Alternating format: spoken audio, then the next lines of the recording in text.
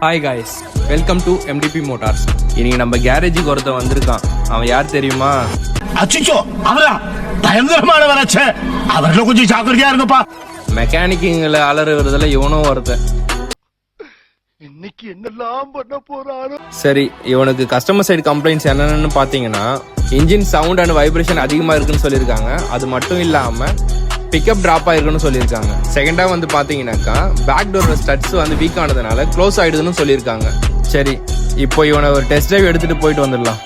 Customer சொன்ன complaint valid தான். Engine sound கொஞ்சம் அதிகமாக தான் இருக்குது. இப்போ இவனுக்கு ஸ்கேனிங் போட்டு பார்த்ததில்ல சிலிண்டர் 2 சர்க்கியூட் அண்டு மிஸ்ஃபயர்னு காட்டுது. இப்போ என்னென்னு செக் பண்ணி பார்த்துடலாம். இன்ஜெக்டரோட கப்ளர் ஒயர் வந்து கட் ஆகிருக்கு. இப்போ அதை நம்ம வந்து சால்டரிங் பண்ணிவிட்டு ப்ராப்பராக வந்து டேப் பண்ணிவிட்டு நம்ம அந்த ஃபால்ட்டை கிளியர் பண்ணி பார்ப்போம். ஓகே காய்ஸ், இப்போ இவனுக்கு வந்து அந்த ஃபால்ட் எல்லாம் கிளியர் ஆகிடுச்சு.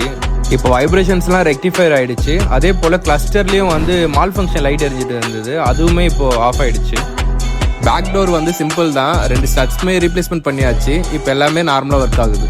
இவனோட ஒர்க்லாம் கம்ப்ளீட் பண்ணியாச்சு. இவனை கஸ்டமருக்கு ஹேண்ட் ஓவர் பண்ணுறது தான் பாக்கி.